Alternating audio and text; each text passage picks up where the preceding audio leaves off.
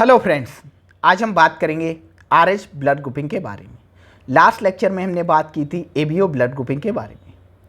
तो RH blood group के बारे में जितना भी नॉलेज या जितना भी एनसीईआरटी में कंटेंट दिया है उस सारे कंटेंट को हम डिस्कस करेंगे और जो बेसिक कॉन्सेप्ट है आरएच ब्लड ग्रुपिंग का उस कॉन्सेप्ट को भी हम समझेंगे।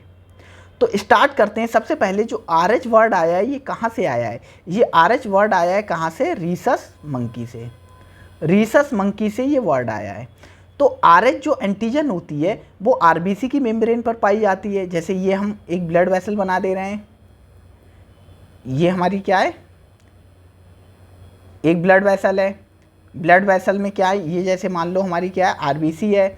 आरबीसी के ऊपर हमने पढ़ा था कौन कौन सी एंटीजन होती हैं। ए एंटीजन होती है, बी होती है, ए बी एंटीजन होती है और ओ ब्लड ग्रुप में क्या? एच एंटीजन होती है। इसी तरीके से एक आरएच एंटीजन भी पाई जाती है। आरएच एंटीजन भी पाई जाती है आरबीसी की मेम्ब्रेन पे। ये आरएच एंटीजन होती है बहुत सिमिलर होती है जो मंकी होता है, मंकी के ब्लड में पाई जाने वाली एंटीजन के।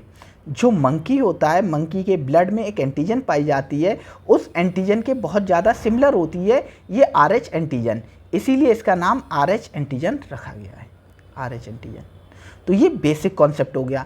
तो आरएच एंटीजन जिन इंडिविजुअल में पाई जाती है उन इंडिविजुअल को कहते हैं आरएच पॉजिटिव इंडिविजुअल। और जिनमें नहीं पाई जाती है उन्हें कहते हैं आरएच नेगेटिव। तो आरएच पॉजिटिव कौन होते हैं, आरएच नेगेटिव कौन होते हैं? जैसे ह्यूमन में भी, जो ह्यूमन है, ह्यूमन में भी अप्रॉक्स 80% जो इंडिविजुअल होते हैं वो क्या होते हैं? आरएच पॉजिटिव होते हैं। मतलब उनकी आरबीसी की जो मेम्ब्रेन होती है उस पर क्या? आरएच एंटीजन पाई जाती है, उन्हें आरएच पॉजिटिव कहते हैं।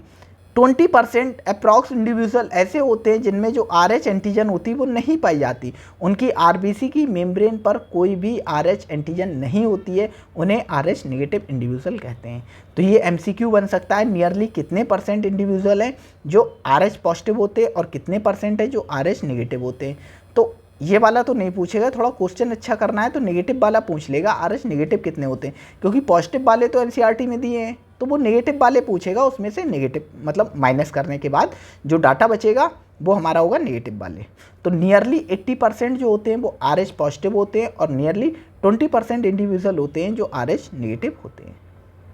ये हमारा हो गया आरएच पॉजिटिव इंडिविजुअल कौन से होते हैं, आरएच नेगेटिव कौन से होते हैं।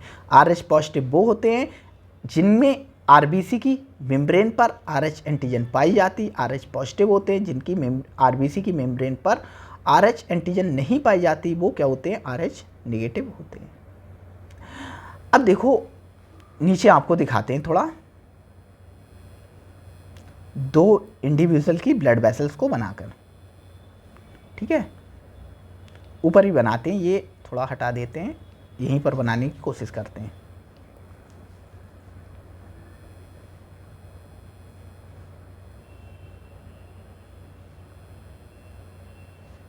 ये हमने क्या बना ली? ब्लड वेसल बना ली, ठीक है, ब्लड वेसल।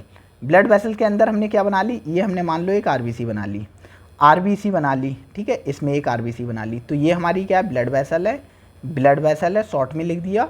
और ये हमारी क्या है? आरबीसी है। और ये हमारी क्या है? आरबीसी है, ठीक है। अब आरबीसी की मेम्ब्रेन पर अगर आरएच एंटीजन प्रेजेंट है तो हम इसे कहेंगे आरएच पॉजिटिव इंडिविजुअल। अगर एंटीजन आरएच एंटीजन अब्सेंट है, यहाँ पर कोई एंटीजन नहीं है आरएच, तो इन्हें कहेंगे आरएच नेगेटिव इंडिविजुअल। अगर RH positive blood RH negative blood से मिलता है तो क्या होता है? अगर आरएच नेगेटिव आरएच पॉजिटिव से मिलता है तो क्या होता है? देखो सबसे पहले हमने ये वाली प्रोसेस की, आरएच पॉजिटिव जो ब्लड था उसको आरएच नेगेटिव ब्लड से एक्सपोज कराया या एक्सपोज हुआ, किसी कंडीशन में एक्सपोज हुआ तो क्या होगा? आरएच पॉजिटिव कहाँ? यहाँ आ गया, ये हमने क्या किया? आरएच पॉजिटिव आरबीसी बना दी, ठीक है। अब देखो आरएच नेगेटिव जब एक्सपोज हुआ आरएच पॉजिटिव से तो क्या हुआ? आरएच नेगेटिव जो ब्लड है उसके पास कोई भी आरएच एंटीजन नहीं है, तो उसे क्या लगेगा? ये जो आरएच एंटीजन आई है या ये ब्लड आया है इसमें जो एंटीजन है ये बिल्कुल नहीं है, ये बिल्कुल नहीं है, हमने ऐसा कुछ पहले कभी नहीं देखा। हमने ये आरएच जो इसका जो ब्लड होगा, ठीक है, ये नेगेटिव वाले का जो ब्लड होगा, ये पॉजिटिव वाला, नेगेटिव वाले का जो ब्लड होगा उसमें जब RH पॉजिटिव एंटीजन जाएंगी तो इस पर्सन के ब्लड को क्या लगेगा, ये बिल्कुल नई चीज़ हमारे ब्लड में आ गई है, ये तो हमने पहले कभी नहीं देखी थी। तो इसके ब्लड में जो लिम्फोसाइट्स होंगी, हमने बात की थी लिम्फोसाइट्स की, ये जो लिम्फोसाइट्स होंगी ये क्या करेंगी, RH जो एंटीजन है उसके अगेंस्ट क्या करेंगी, एंटीबॉडी को फॉर्म करने लगेंगी। क्या बनाने लगेंगी, ब्लड में क्या, एंटीबॉडी को बनाने लगेंगी, एंटीबॉडी को बनाने लगेंगी। अब इस ब्लड में क्या हुआ, एंटीबॉडी बनने लगी, एंटीबॉडी बनने लगी। अगर एंटीबॉडी बनने लगी तो क्या होगा, ये एंटीबॉडी इस ब्लड को क्या करेंगी, डिस्ट्रॉय करेंगी, इन RBCs को क्या करेंगी, डिस्ट्रॉय करेंगी, इन RBCs को क्या करेंगी, डिस्ट्रॉय कर देंगी, जिससे क्या होगी, क्लम्पिंग होगी, जिससे क्लम्पिंग होगी या डिस्ट्रक्शन ऑफ RBC होगा, जिससे क्या होगा, एनीमिया होगा। अगर निगेटिव वाला जो ब्लड है, ये वाला ब्लड है, अगर पॉजिटिव में चढ़ाया जाए, ये निगेटिव वाला ब्लड है, तो इसकी RBC यहाँ आ गई, RBC आ गई, इस पर कोई एंटीजन तो है नहीं, तो इसमें क्या होगा, इस ब्लड में कोई भी एंटीबॉडी का फॉर्मेशन नहीं होगा, क्योंकि भाई एंटीजन है ही नहीं, इस पर एंटीजन है ही नहीं, तो कोई भी एंटीबॉडी का फॉर्मेशन नहीं होगा। तो ये स्टेटमेंट आता है CRT का कि अगर RH negative blood RH positive blood से एक्सपोज होता है, ये वाला है क्या, RH नेगेटिव ब्लड है, ये वाला RH पॉजिटिव से ये जो है ये एक्सपोज्ड होता है, तो क्या होता है, एंटीबॉडी का फॉर्मेशन होता है। आपको एक स्टेटमेंट और दे सकते हैं, अगर RH, इसमें क्या था, RH नेगेटिव वाला ब्लड RH पॉजिटिव से एक्सपोज होता है, अगर RH पॉजिटिव वाला ब्लड, ये वाला ब्लड RH नेगेटिव से एक्सपोज हो तो कोई भी एंटीबॉडी का फॉर्मेशन नहीं होता है। अगर RH पॉजिटिव का ब्लड है, RH पॉजिटिव का ब्लड है, RH नेगेटिव से एक्सपोज होगा, जैसे ये हमारा नेगेटिव है, ये इससे एक्सपोज होगा पॉजिटिव से, तो यहाँ पर कोई भी एंटीबॉडी का फॉर्मेशन नहीं होगा। अगर ये वाला क्या है हमारा, ये नेगेटिव ब्लड है, अगर नेगेटिव वाला पॉजिटिव से एक्सपोज होगा, क्योंकि पॉजिटिव के पास क्या है, एंटीजन है, पॉजिटिव के पास एंटीजन है, तो क्या होगा, एंटीबॉडी का फॉर्मेशन होगा। तो एक स्पेशल केस देखा जाता है जो हम पढ़ते हैं RH इनकम्पैटिबिलिटी का, RH इनकम्पैटिबिलिटी का, RH इनकम्पैटिबिलिटी का एक स्पेशल केस हम पढ़ते हैं जो NCERT में दिया है। वो केस क्या है, अगर क्या है हमारा, ये ब्लड वेसल है, ठीक है, और एक ये है, ये मान लो मदर है, और ये क्या है, फीटस, उसका फीटस। तो अगर जो मदर है, मदर का जो ब्लड ग्रुप है RH निगेटिव है, और फीटस का ब्लड क्या है, RH पॉजिटिव है, फीटस का ब्लड RH पॉजिटिव है, मदर का ब्लड RH निगेटिव है, तो क्या होगा, अगर RH negative blood RH positive blood से क्या होगा, एक्सपोज होगा, RH निगेटिव RH पॉजिटिव से एक्सपोज होगा, तो कोई भी क्या होगा, एंटीबॉडी का फॉर्मेशन नहीं होगा। अगर RH positive blood RH negative blood से एक्सपोज होगा, तो यहाँ पर क्या होगा, एंटीबॉडी का फॉर्मेशन होगा, एंटीबॉडी का फॉर्मेशन होगा।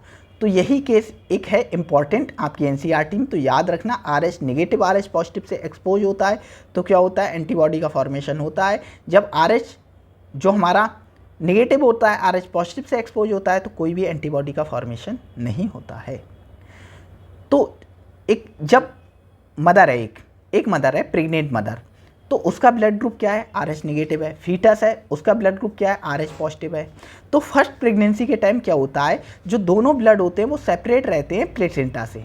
जो प्लेसेंटा होता है उसके थ्रू, क्या हम एक आपको डायग्राम बनाकर दिखाएं छोटा सा, ये मान लो मदर का हमने क्या बना दिया, एब्डोमेन वाला एरिया बना दिया यूट्रस का, और यहाँ पर मान लो हमारा क्या है, फीटस है, ये हमारा क्या है, फीटस है, ये मान लो प्लेसेंटा है, प्लेसेंटा है। तो क्या होता है, जब फर्स्ट प्रेगनेंसी होती है तो उस टाइम क्या होता है, ये जो मदर का ये वाला ब्लड है ये RH क्या है, नेगेटिव है, और ये फीटस का जो ब्लड है ये RH पॉजिटिव है। जब फर्स्ट प्रेगनेंसी होती है तो क्या होता है, जो दोनों ब्लड होते हैं, मदर और फीटस का जो ब्लड होता है, दोनों सेपरेट होते हैं प्लेसेंटा से, जिससे कोई भी एंटीजन एंटीबॉडी रिएक्शन नहीं होती है। मतलब दोनों ब्लड क्या होते हैं, सेपरेट रहते हैं। तो जो RH नेगेटिव ब्लड है RH पॉजिटिव ब्लड से एक्सपोज नहीं हो पाता है, RH नेगेटिव ब्लड होता है RH पॉजिटिव ब्लड से एक्सपोज नहीं हो पाता है, जिससे कोई भी रिएक्शन नहीं होती है। जब क्या होता है, डिलीवरी होती है चाइल्ड की डिलीवरी होती है तो क्या होता है, कुछ चांसेस रहते हैं जो मैटरनल ब्लड है वो फीटल ब्लड से मिल जाए, क्योंकि अम्बिलाइकल कॉर्ड को कट किया जाता है, जिससे चांसेस रहते हैं जो फीटल और मैटरनल ब्लड है वो क्या है, आपस में उनकी मिक्सिंग हो सके या थोड़ा बहुत मिक्सिंग हो सकती है। जब मिक्सिंग होती है मतलब RH negative blood RH positive blood से थोड़ा यहाँ पर क्या आ गया, RH पॉजिटिव ब्लड आ गया। फर्स्ट प्रेगनेंसी हुई तो क्या हुआ, फर्स्ट प्रेगनेंसी के बाद जब डिलीवरी हुई तो थोड़ा सा RH जो पॉजिटिव ब्लड था फीटस का वो एक्सपोज हो गया मदर के RH नेगेटिव ब्लड से। अब मदर के अंदर क्या हुई, एंटीबॉडी का फॉर्मेशन होने लगा, एंटीबॉडी का फॉर्मेशन होने लगा, क्योंकि RH नेगेटिव ब्लड एक्सपोज हो गया RH पॉजिटिव ब्लड से, और RH पॉजिटिव ब्लड में एंटीजन है, एंटीजन के अगेंस्ट मदर के अंदर क्या हुई, एंटीबॉडी बनने लगी, एंटीबॉडी बन के तैयार हो गई, एंटीबॉडी बनने लगी। ये थोड़ा बहुत ब्लड एक्सपोज हुआ होगा तो ये RBC डिस्ट्रॉय हो जाएंगी, RBC को डिस्ट्रॉय कर देंगी एंटीबॉडी, लेकिन एंटीबॉडी बन के तैयार हो गई हैं, एंटीबॉडी बन के तैयार हो गई हैं, और ये थोड़ा बहुत ब्लड होता है इसको क्या करती हैं, जो एक्सपोज होता है उन RBC को डिस्ट्रॉय करती हैं। जब सेकेंड प्रेगनेंसी होती है, सेकेंड प्रेगनेंसी के टाइम क्या होता है, ये जो RBC हमारी है, RBC तो क्रॉस नहीं कर सकती प्लेसेंटा से, लेकिन जो एंटीबॉडी हमारी ये बनी है ये प्लेसेंटा को क्रॉस करके जो फीटस है, फीटस का RH पॉजिटिव ब्लड है, अगर दूसरी प्रेगनेंसी में भी फीटस का जो ब्लड है वो RH पॉजिटिव है, तो ये जो एंटीबॉडी पहली प्रेगनेंसी के बाद बन गई हैं, या जो हमारा डिलीवरी के बाद, फर्स्ट डिलीवरी के बाद ये एंटीबॉडी बन गई हैं, ये प्लेसेंटा को क्रॉस करके अंदर चली जाती हैं और फीटस को क्या करती हैं, फीटल की जो RBC होती हैं, RH पॉजिटिव जो RBC होती है उनको क्या करने लगती हैं, डिस्ट्रॉय करने लगती हैं।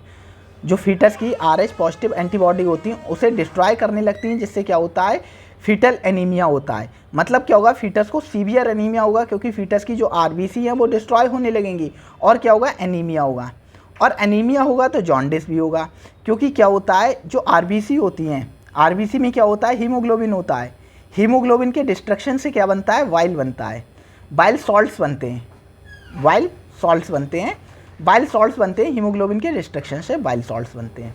तो क्या होगा, अगर एनीमिया हो रहा है, सीवियर एनीमिया इसीलिए हो रहा है क्योंकि फीटस की जो RBC है वो डिस्ट्रॉय होंगी, फीटस की RBC डिस्ट्रॉय होंगी, जिससे क्या हो रहा है, सीवियर एनीमिया। और एनीमिया के बाद क्या हो रहा है, क्योंकि एनीमिया होगा तो क्या होगा, हीमोग्लोबिन रिलीज होगा, हीमोग्लोबिन रिलीज होगा तो हीमोग्लोबिन के टूटने से, हीमोग्लोबिन की मेटाबॉलिज्म होने से क्या होगा, वाइल सॉल्ट का फॉर्मेशन होगा, जिससे क्या होगा, जॉन्डिस होगा। और इस कंडीशन को हम कहते हैं इरिथ्रोब्लास्टोसिस, इराइथ्रोब्लास्टोसिस फिटाइलिस, इरिथ्रोब्लास्टोसिस फिटाइलिस कहते हैं। बहुत स्पेशल केस है इरिथ्रोब्लास्टोसिस फिटाइलिस का, जब RH नेगेटिव ब्लड ग्रुप होता है मदर का और RH पॉजिटिव ब्लड होता है फीटस का, तब ये कंडीशन देखने को मिलती है। फर्स्ट जो प्रेगनेंसी होती है वो सेफ होती है, फर्स्ट प्रेगनेंसी के बाद जो डिलीवरी होती है, डिलीवरी के टाइम कुछ चांसेस होते हैं जो फीटस का RH पॉजिटिव ब्लड है वो मदर के ब्लड से मिक्स हो जाए, जिससे जो मदर है, मदर के अंदर क्या होता है, RH एंटीबॉडी का फॉर्मेशन होने लगता है। RH एंटीबॉडी क्या करती हैं, अगर नेक्स्ट प्रेगनेंसी होती है तो प्लेसेंटा को क्रॉस कर जाती हैं, क्रॉस करने के बाद जो फीटस होता है उसकी RH पॉजिटिव RBC होती है, उनको क्या करती है, डिस्ट्रॉय कर देती है, जिससे सीवियर एनीमिया होता है और जॉन्डिस होता है। इस कंडीशन को कहते हैं इरिथ्रोब्लास्टोसिस फिटाइलिस। इस कंडीशन को रोकने के लिए डिलीवरी के बाद RH एंटीबॉडी का क्या इंजेक्शन लगाया जाता है, RH एंटीबॉडी का इंजेक्शन लगाया जाता है, जिससे क्या होता है, इस कंडीशन को हम रोक सकते हैं, इस कंडीशन को इरिथ्रोब्लास्टोसिस फिटाइलिस को हम रोक सकते हैं। तो आज की वीडियो में इतना ही था। अगर वीडियो अच्छी लगी हो तो वीडियो को लाइक कीजिएगा, क्योंकि इसका जो कॉन्सेप्ट था उसको बताने की पूरी कोशिश की गई है। अगर एक बार में समझ ना आए तो दोबारा आप बढ़ाकर या स्पीड बढ़ाकर भी लेक्चर को देख सकते हैं। Thank you.